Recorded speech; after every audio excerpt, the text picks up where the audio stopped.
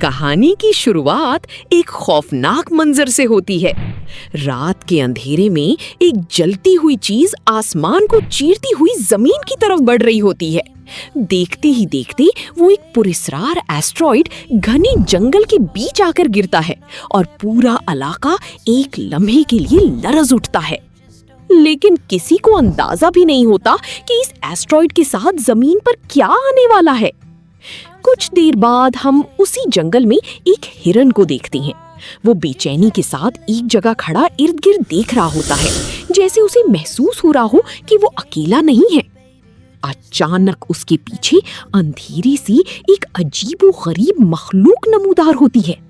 उसका जिस्म आम जानवरों जैसा नहीं बल्कि इंतहाई गैर मामूली होता है और उसके लंबे टेंटिकल्स बिजली की रफ्तार से हिरन पर हमला कर देते हैं। इससे पहले कि हम कुछ और देख सकें, मंजर अचानक खत्म हो जाता है। और यकीन माने, ये तो सिर्फ शुरुआत थी। अब कहानी हमें ले जाती है एक ऐसी जोड़े की तरफ जो इस आने वाले खतरे से मुकम्मल तौर पर बेखबर था। हमारी मुलाकात होती है रूथ और हैरी से। ये दोनों एक दूसरे से बेहद मोहब्बत करते थे और गुज़िश्ता 6 साल से रिलेशनशिप में थी। हैरी को कैंपिंग और हाइकिंग का बहुत शौक था, जबकि रूथ को ऐसी एडवेंचर्स खास पसंद नहीं थी। लेकिन सिर्फ हैरी की खुशी के लिए वो इस सफर पर उसके साथ आई थी। दोनों रास्ते भर हंसी मजाक करते, खूबसूरत मनाजिर एंजॉय करते और अपने वक्त को यादगार बना रही थी। रास्ते में वो एक छोटी सी दुकान पर रुकते हैं ताकि कुछ खा सके। वहीं एक छोटा लड़का उनसे अचानक पूछता है, क्या आप लोगों ने कल रात आसमान से गिरता हुआ सुर्ख सितारा देखा था? रूथ और हैरी उसकी बात सुनकर हल्का सा मुस्कुरा देते हैं। उन्हें लगता है कि शायद बच्चा अपनी कोई कहानी बना रहा है, लिहाजा वो इस बात को संजीदगी से नहीं लेती। मगर अगर वो जानती कि वो बच्चा हकीकत के कितना करीब था, तो शायद आगे होने वाली हर चीज बदल जाती। खाने के बाद दोनों अपनी मंजिल की तरफ रवाना हो जाते हैं। गाड़ी एक मकाम पर छोड़कर अब वो पैदल जंगल के अंदर हाइकिंग शुरू करते हैं। ये इलाका रेड रिज ट्रेल कहलाता था। जितना वो जंगल के अंदर जाती जा रही थी, माहौल उतना ही खामोश और पुरस्कार होता जा रहा था। कुछ देर बाद रूथ को बार बार महसूस होने लगता है कि कोई उनका पीछा कर रहा है। वो अपनी परेशानी हैरी को भी बताती है, लेकिन हैरी इस बात को ज्यादा अहमियत नहीं देता। वो इस ट्रेल पर पहले भी कई बार आ चुका था और उसके मुताबिक ये जगह मुकम्मल तौर पर महफूज थी। मगर नाजरीन जानते थे कि जंगल में वाकई कुछ मौजूद है और वो चीज उन्हें खामोशी से देख रही थी। क्या वाकई कोई इन दोनों का पीछा कर रहा था या फिर रूथ का वहम था? और जंगल में गिरने वाली एस्ट्रॉइड का इस सब से क्या ताल्लुक था? अभी असल राज सामने आना बाकी था। पूरा दिन हाइकिंग करने के बाद शाम के वक्त दोनों एक महफूज जगह पर अपना कैंप लगा लेते हैं। खाना खाने के बाद हैरी तो फौरन सो जाता है, लेकिन रूथ की आंखों से नींद गायब थी। रात काफी गहरी हो चुकी थी। इसी दौरान रूथ टॉर्च लेकर टेंट से बाहर निकलती है और फिर उसे कुछ ऐसा दिखाई देता है जिससे उसके रोंगटे खड़े हो जाते हैं। कैंप से थोड़ी दूर एक हिरन खड़ा था, लेकिन उसकी नजरें बिल्कुल गैर मामूली थीं। वो मुसलसल रूथ को घूर रहा था, बिल्कुल साकित, बिल्कुल खामोश। और सबसे खौफनाक बात ये थी कि ये वही हिरन था जिसे हम फिल्म के आगाज में देख चुके थे। रूथ फौरन घबरा जाती है। वो हैरी को जगाकर सारी बात बताती है, लेकिन जब हैरी बाहर आकर देखता है तो वहां कुछ भी मौजूद नहीं होता। हिरन गायब हो चुका था, जैसे वो कभी वहां था ही नहीं। अगली सुबह दोनों दोबारा अपने सफर पर निकल पड़ते हैं। कई घंटों की हाइकिंग के बाद वो जंगल से निकलकर एक ऊंची चट्टान तक पहुंच जाते हैं, जहां से समंदर का हैरत अंगेज मंजर दिखाई दे रहा था। ये मंजर देखकर रूथ बहुत खुश हो जाती है और हैरी फैसला करता है कि इससे बेहतर मौका उसे कभी नहीं मिलेगा। वो जेब से रिंग निकालता है, घुटनों के बल बैठता है और रूथ को शादी के लिए प्रपोज कर देता है। लेकिन ऐन उसी लम्हे कुछ गलत होने लगता है। रूथ की सांसें तेज होने लगती हैं, उसका दिल बेकाबू धड़कने लगता है और चंद ही लम्हों में उसे शदीद पैनिक अटैक आ जाता है। दर हकीकत रूथ काफी अरसे से एंजाइटी और पैनिक अटैक्स का सामना कर रही थी, इसीलिए वो हमेशा अपनी मेडिसिन अपने साथ रखती थी। हैरी फौरन परेशान हो जाता है और रूथ की दवा निकालने के लिए जल्दी से उसके बैग की तरफ बढ़ता है। मगर उसे क्या मालूम था कि उनकी जिंदगी का सबसे खतरनाक मरहला अब शुरू होने वाला है। क्या हैरी वक्त पर रूथ की मदद कर पाएगा जंगल में मौजूद वो पुरस्कार मखलूक आखिर क्या थी? और क्या एस्टेरॉयड के साथ जमीन पर कोई एलियन चीज आ चुकी थी? आगे जो होने वाला है वो इस कहानी को मुकम्मल तौर पर बदल देगा। हैरी जल्दी से रूथ को उसकी मेडिसिन दे देता है, जिसके बाद आहिस्ता आहिस्ता उसकी हालत बेहतर होने लगती है। जब रूथ कुछ नॉर्मल होती है तो हैरी एक बार फिर उसके जवाब का इंतजार करता है, लेकिन रूथ नरमी से उसका प्रपोजल कबूल करने से इनकार कर देती है। वो हैरी को बताती है कि वो अभी शादी के लिए मेंटली रेडी नहीं है। ये सुनकर हैरी का दिल टूट जाता है। वो अगरचे रूथ से मोहब्बत करता था, लेकिन 6 साल की रिलेशनशिप के बाद उसे इस जवाब की तवक्को नहीं थी। इसी वजह से दोनों के दरमियान अजीब सी खामोशी आ जाती है। वापसी के सफर में हैरी पहले जैसा खुश नजर नहीं आता, और जैसी जैसी रात करीब आती है दोनों एक बार फिर जंगल में कैंप लगाने का फैसला करते हैं। रूथ बार बार हैरी से बात करने की कोशिश करती है। वो चाहती थी कि दोनों के दरमियान पैदा होने वाली दूरी खत्म हो जाए, लेकिन हैरी के दिल में अभी भी तकलीफ मौजूद थी। चंद ही देर बाद मामूली बातें बहस में बदल जाती हैं और फिर दोनों के दरमियान झगड़ा शुरू हो जाता है। गुस्से में हैरी बात खत्म करता है और अपनी टेंट में जाकर सो जाता है। अगली सुबह रूथ की आंख खुलती है तो हैरी वहां मौजूद नहीं होता। पहले तो वो घबरा जाती है, लेकिन फिर उसे एक नोट नजर आता है। हैरी ने लिखा था कि वो सिर्फ अपना मूड ठीक करने के लिए थोड़ी वॉक पर गया है और जल्द वापस आ जाएगा। अब पहली बार रूथ खुद को इस वसी और खामोश जंगल में मुकम्मल तन्हा महसूस करती है। वक्त गुजारने के लिए वो अपनी डॉक्टर को कॉल करने की कोशिश करती है ताकि अपनी हेल्थ के बारे में मशवरा ले सके, मगर जंगल के अंदर नेटवर्क तकरीबन ना होने के बराबर था। कॉल बार बार फेल हो रही थी। इसीलिए रूथ सिग्नल ढूंढती हुई जंगल के अंदर मजीद आगे बढ़ने लगती है। काफी दूर चलने के बाद अचानक उसकी फोन में नेटवर्क आ जाता है। वो फौरन डॉक्टर का नंबर डायल करती है, लेकिन कॉल कनेक्ट होती ही उसकी नजर एक ऐसी चीज पर पड़ती है कि वो बात करना ही भूल जाती है। चंद कदम दूर जमीन पर एक मुर्दा हिरन पड़ा था और उसकी हालत इंतहाई खौफनाक थी, जैसे किसी दरिंदे ने उसे बुरी तरह चीर फाड़ दिया हो। लेकिन सबसे अजीब बात ये थी कि उसकी पूरी बॉडी पर एक पुरस्कार स्याह मादा फैला हुआ था, एक ऐसी चीज जो आमतौर पर किसी जानवर के जिस्म पर नहीं होती।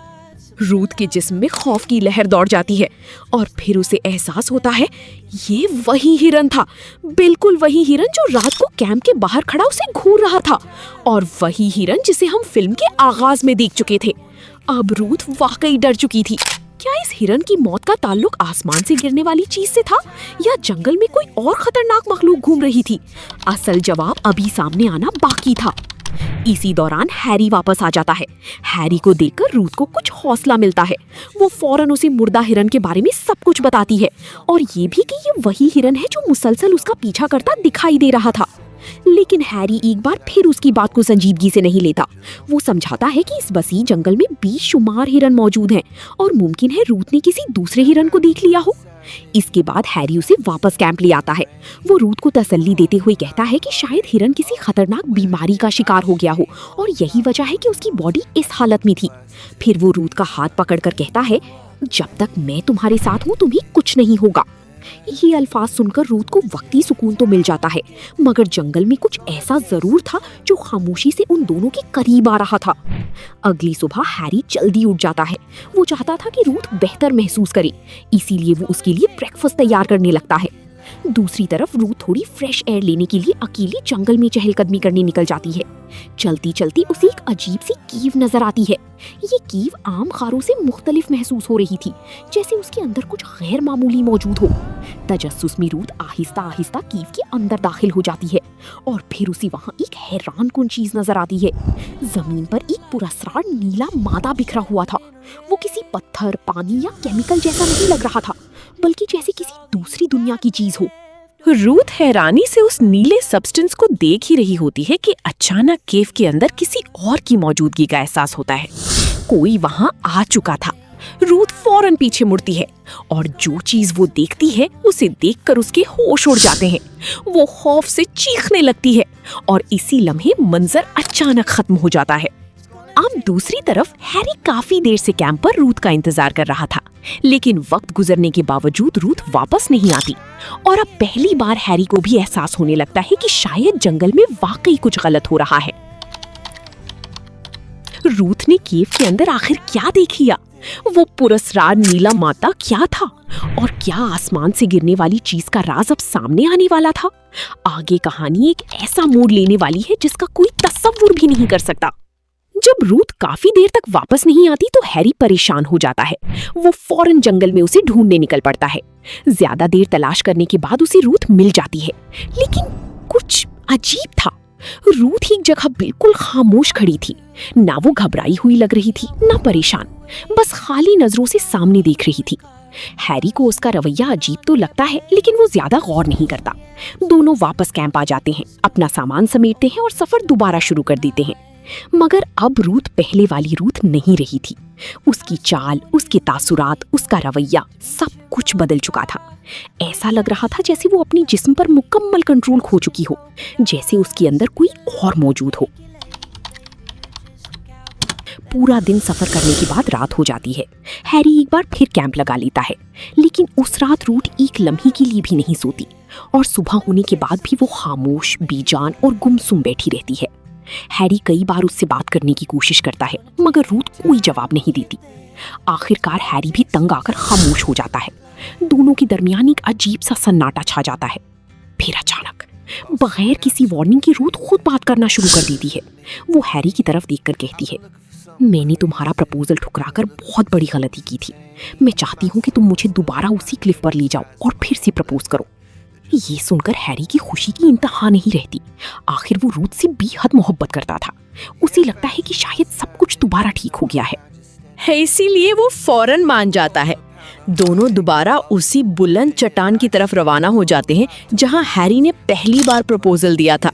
समंदर के ऊपर बनी वो ऊंची क्लिफ एक बार फिर उनके सामने थी।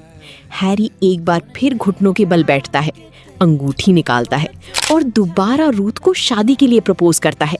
लेकिन अगले ही लम्हे कहानी मुकम्मल तौर पर बदल जाती है। अचानक रूथ पूरी ताकत से हैरी को धक्का दे देती है। हैरी संभलने की कोशिश करता है, मगर बहुत देर हो चुकी थी। वो सीधा क्लिफ से नीचे गिर जाता है और नीचे मौजूद चट्टान से पूरी तरह टकरा जाता है। सिर्फ चंद सेकंड्स में हैरी की मौत हो जाती है, या कम से कम ऐसा ही लगता है। रूथ ने अचानक हैरी को क्यों मार दिया? क्या वो वाकई रूथ थी या उसके अंदर कोई और चीज मौजूद थी? असल राज अब सामने आने वाला था। हैरी को क्लिफ से गिराने के बाद रूथ पागलों की तरह जंगल की तरफ भागने लगती है। काफी देर दौड़ने के बाद वो थककर जमीन पर गिर जाती है। इसी दौरान वहां से गुजरने वाली एक और कपल की एंट्री होती है। इनके नाम थी विवियन और रे। दोनों रूथ को इस हालत में देखकर फौरन उसके पास आती हैं। वो पूछते हैं कि आखिर हुआ क्या है, लेकिन रूथ हैरान कुन जवाब देती है। वो कहती है, मुझे कुछ याद नहीं, जैसे उसकी याददाश्त ही गायब हो चुकी हो। विवियन और रे पुलिस को कॉल करना चाहती हैं, लेकिन जंगल में नेटवर्क ना होने की वजह से वो ऐसा नहीं कर पाती। अब उनके पास कोई और ऑप्शन नहीं था, इसीलिए वो रूथ को अपने कैंप में साथ रखने का फैसला करते हैं। कैंप में पहुंचने के बाद विवियन उससे बात करने की कोशिश करती है, मगर रूथ एक लफ्ज भी नहीं बोलती। वो सिर्फ खामोश बैठी रहती है, जैसे किसी चीज का इंतजार कर रही हो। और फिर अचानक वो दोबारा नमूदार होती है। उसके हाथ में विवियन और रे का नाइफ था। ये मंजर देखकर दोनों बुरी तरह घबरा जाती हैं। उन्हें लगता है कि शायद रूथ उन पर हमला करने वाली है, लेकिन हकीकत इससे कहीं ज्यादा खौफनाक थी। रूथ दरअसल उन पर हमला नहीं करना चाहती थी। वो तो उनके पीछे खड़ी एक और चीज को मारना चाहती थी, एक ऐसी चीज जिसे देखकर उसके होश उड़ गए थे। क्योंकि उनके पीछे खड़ा शख्स कोई और नहीं बल्कि हैरी था। हाँ, वही हैरी जिसे रूथ ने अपनी आंखों के सामने क्लिफ से गिरते देखा था। वही हैरी जो मर चुका था। वही हैरी जो अब दोबारा जिंदा खड़ा था। हैरी को जिंदा देखते ही रूथ खौफ से कांप उठती है और फौरन वहां से भाग जाती है। दूसरी तरफ रे हैरी को रोकने की कोशिश करता है। वो जानना चाहता था कि आखिर ये सब क्या हो रहा है, लेकिन हैरी एक लफ्ज भी नहीं बोलता। अगले ही लम्हे वो रे पर हमला कर देता है और एक ही वार में उसका हाथ काट देता है। फिर हैरी की बॉडी में एक खौफनाक तब्दीली शुरू होती है। उसके बाजू फटने लगते हैं और उनके अंदर से लंबे नोकीले ब्लेड नुमा हथियार निकल आते हैं। अब वो इंसान नहीं लग रहा था, बल्कि किसी एलियन मॉन्स्टर जैसा दिखाई दे रहा था। चंद ही लम्हों में वो बेरहमी से रे को मार डालता है। अब रूथ और विवियन अपनी जान बचाने के लिए जंगल में एक जगह छुप जाती हैं। उन्हें लगता है कि वो महफूज हैं, लेकिन फिर कोई उनके करीब आता दिखाई देता है। वो रे था, या कम से कम ऐसा लग रहा था। जैसे ही वो करीब आता है, हकीकत सामने आ जाती है। ये रे नहीं था, बल्कि हैरी था। इस मखलूक ने अब रे की शक्ल इख्तियार कर ली थी और अब उसका अगला शिकार विवियन थी। रूथ फौरन हैरी के सामने आ जाती है। वो उसे विवियन को छोड़ देने की दरख्वास्त करती है, लेकिन इस मखलूक के अंदर कोई रहम नहीं था, कोई एहसास नहीं था, कोई इंसानियत नहीं थी। चंद लम्हों बाद विवियन भी मारी जाती है। अब जंगल में सिर्फ 2 ही लोग बाकी बचे थे, रूथ और वो मखलूक जो हैरी का रूप धारी हुई थी। तब हैरी नुमा मखलूक रूथ से एक सवाल पूछती है, तुम्हें मेरे असल रूप के बारे में कैसे पता चला? और यही सवाल हमें फ्लैशबैक में ले जाता है। वो सुबह जब रूथ अकेली जंगल में घूम रही थी और उसे वो पुरस्कार केव मिली थी। रूथ आहिस्ता आहिस्ता केव के अंदर दाखिल हुई थी, लेकिन वहां उसने जो चीज देखी उसने उसकी पूरी दुनिया बदल दी, क्योंकि केव के अंदर पड़ी थी असल हैरी की लाश। अगर केव में असल हैरी की डेड बॉडी मौजूद थी, तो फिर रूथ के साथ सफर करने वाला हैरी कौन था? वो एलियन क्रीचर जमीन पर क्यों आया था? और क्या रूथ अब इस खौफनाक मखलूक से बच पाएगी?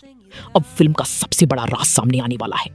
फ्लैशबैक में रूथ इस मखलूक को बताती है कि जब वो इस पुरस्कार केव के अंदर गई थी तो वहां उसने एक ऐसी चीज देखी जिसने उसकी पूरी दुनिया बदल दी।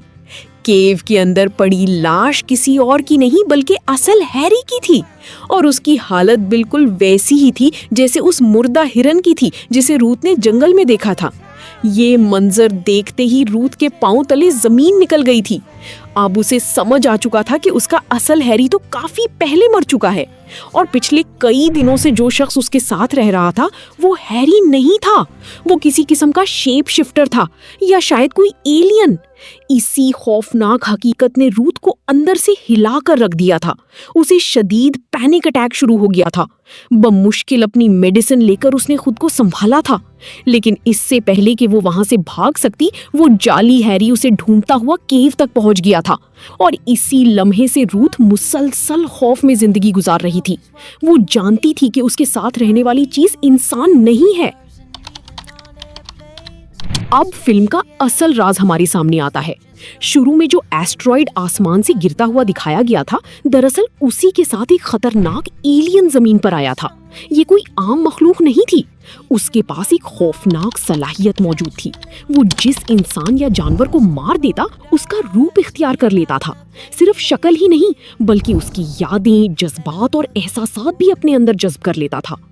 इसी एलियन ने सबसे पहले उस हिरन को शिकार बनाया था।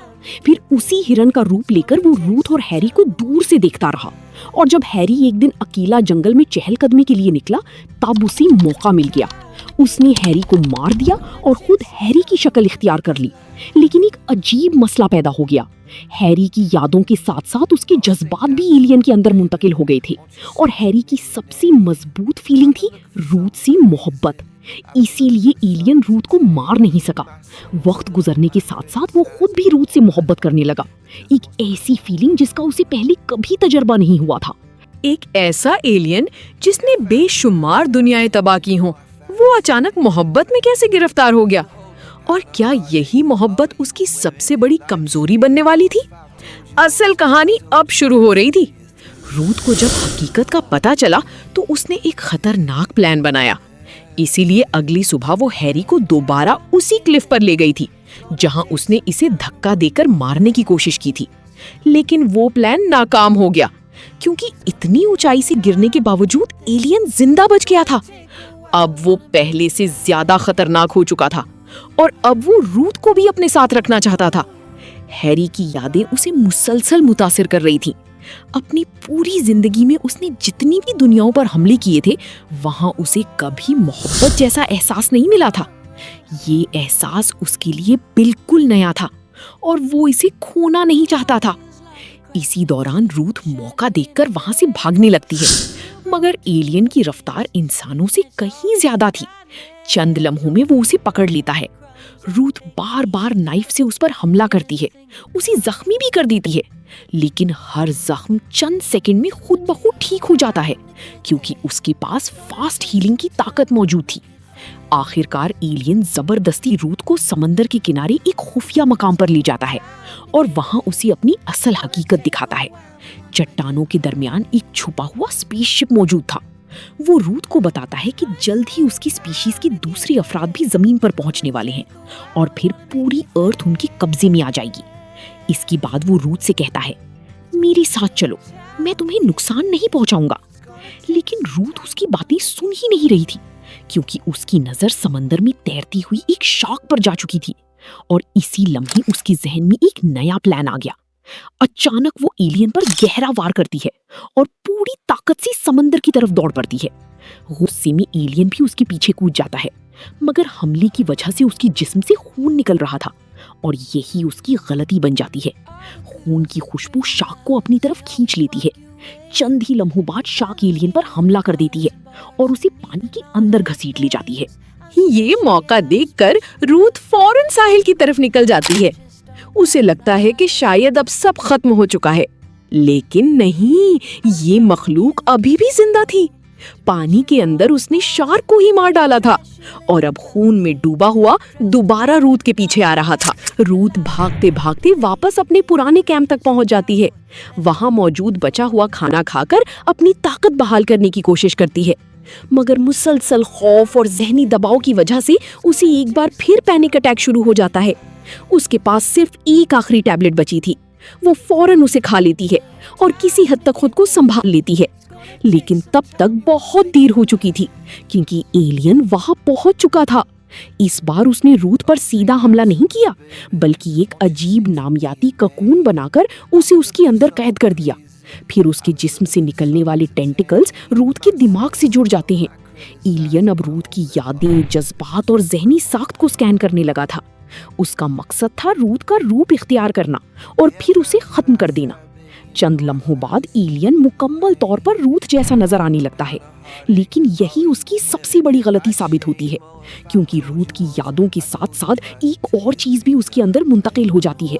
रूथ की मेडिकल कंडीशन, वही बीमारी जिसकी वजह से उसे बार बार पैनिक अटैक्स आती थी। अब पहली बार एलियन खुद भी उसी अजियत का शिकार होने लगता है। अचानक उसकी सांसें बिगड़ जाती हैं, दिल तेजी से धड़कने लगता है और शदीद पैनिक अटैक उसे जमीन पर गिरा देता है। ये दर्द, ये खौफ, ये कमजोरी उसके लिए बिल्कुल नहीं थी। उसने कभी अपनी जिंदगी में ऐसा कुछ महसूस नहीं किया था और यही वो मौका था जिसका रूथ को इंतजार था। क्या रूथ इस एलियन को हमेशा के लिए खत्म कर पाएगी या फिर ये मखलूक एक बार फिर जिंदा हो जाएगी? फिल्म का फाइनल बैटल अब शुरू होने वाला है। एलियन शदीद पैनिक अटैक की वजह से जमीन पर तड़प रहा था। पहली बार उसने वो खौफ महसूस किया था जिससे रूथ बरसों से लड़ती आ रही थी और यही वो मौका था जिसका रूथ इंतजार कर रही थी। वो फौरन ककून से बाहर निकल आती है। उसके बाद करीब पड़ा एक भारी पत्थर उठाती है। एलियन अभी भी कमजोर हालत में था और खुद को संभाल नहीं पा रहा था। रूथ अपनी पूरी ताकत जमा करती है और फिर पूरी कुव्वत से वो पत्थर एलियन के सर पर दे मारती है। एक बार, फिर दूसरी बार और फिर बार बार, यहाँ तक कि उसका सर मुकम्मल तौर पर कुचल जाता है। आखिरकार वो खौफनाक मखलूक बेजान होकर जमीन पर गिर जाती है। इस बार रूथ यकीन करना चाहती थी कि सब कुछ वाकई खत्म हो चुका है, कि अब ना कोई ताकुब होगा, ना कोई खौफ, ना कोई एलियन और ना ही हैरी की शक्ल में छुपा हुआ वो डरावना ख्वाब। एलियन को खत्म करने के बाद रूथ फौरन वहां से निकल जाती है। वो जंगल से बाहर आती है, अपनी गाड़ी में बैठती है और वापस सिविलाइजेशन की तरफ रवाना हो जाती है। कई दिनों के बाद शायद पहली बार उसे महसूस होता है कि वो जिंदा बच गई है, कि उसने नामुमकिन को मुमकिन कर दिखाया है। उसने एक ऐसी मखलूक को शिकस्त दी है जो शक्ल बदल सकती थी, यादें चुरा सकती थी और तकरीबन नाकाबिले शिकस्त थी। लेकिन फिल्म अभी अपना आखिरी सरप्राइज छुपाकर बैठी थी। गाड़ी खामोश सड़क पर आगे बढ़ रही होती है। अचानक कार रेडियो खुद ब खुद ऑन हो जाता है। रूथ चौंक कर रेडियो की तरफ देखती है और फिर उसके चेहरे का रंग उड़ जाता है, क्योंकि रेडियो से आने वाली आवाज किसी और की नहीं बल्कि उसी एलियन की थी। वही एलियन जिसका सर रूथ अपने हाथों से कुचल चुकी थी, वही एलियन जो मर चुका था, या कम से कम रूथ यही समझ रही थी। अब वो रेडियो के जरिए रूथ से बात कर रहा था। इस लम्हे रूथ को एहसास होता है कि शायद इस मखलूक को मारना इतना आसान नहीं था। शायद वो अब भी जिंदा थी, शायद वो किसी और शक्ल में मौजूद थी, या शायद उसकी कॉन्शियसनेस अभी भी खत्म नहीं हुई थी। अगर एलियन अब भी जिंदा है तो क्या रूथ कभी उससे बच पाएगी? और क्या जमीन पर सिर्फ एक ही एलियन आया था? जो जवाब अगले चंद सेकंड में मिलता है वो पहले से भी ज्यादा खौफनाक है। जैसे ही रूथ गाड़ी चलाती हुई दूर जाती है, कैमरा आसमान की तरफ उठता है और हम देखते हैं कि रात की अंधेरी में कई रोशन शोले जमीन की तरफ बढ़ रही हैं, बिल्कुल वैसी ही जैसी फिल्म की आगाज में एक एस्ट्रॉइड आया था, लेकिन इस बार सिर्फ एक नहीं बल्कि कई एस्ट्रॉइड्स। इसका मतलब साफ था, एलियन अकेला नहीं था, उसके साथी भी जमीन की तरफ आ रहे थे और शायद अब पूरी अर्थ एक बहुत बड़े खतरे के सामने खड़ी थी। फिल्म ये नहीं बताती कि आगे क्या होता है, लेकिन ये जरूर बता देती है कि असल हमला तो शायद अभी शुरू हुआ था। और इसी खौफनाक, सस्पेंस से भरपूर और खुले अंजाम के साथ सिग्निफिकेंट अदर 2022 इख्तिताम पजीर होती है। Reviews and ratings. Significant other 2022 एक मुनफरिद साई-फाई हॉरर थ्रिलर फिल्म है जो सिर्फ मॉन्स्टर्स या जंप स्केयर्स पर इन्हिसार नहीं करती, बल्कि रिलेशनशिप ड्रामा और एलियन मिस्ट्री को भी बहुत खूबसूरती से जोड़ती है। फिल्म की सबसे बड़ी ताकत उसका अनएक्सपेक्टेड ट्विस्ट है। शुरू में ये एक आम कैंपिंग सर्वाइवल स्टोरी लगती है, लेकिन आहिस्ता आहिस्ता कहानी एक ऐसे एलियन हॉरर में तब्दील हो जाती है जिसकी तवक्को नाजरीन नहीं करते। रूथ और हैरी के किरदारों के दरमियान इमोशनल कनेक्शन फिल्म को मजीद मजबूत बनाता है, जबकि आखिर में एलियन के जज्बात और मोहब्बत को समझने वाला एंगल उसे आम क्रीचर फीचर्स से मुख्तलिफ बनाता है। कुछ नाजरीन को फिल्म का स्लो बिल्डअप थोड़ा लंबा महसूस हो सकता है, लेकिन मिस्ट्री और फाइनल रेवलेशंस इस कमी को काफी हद तक पूरा कर देते हैं।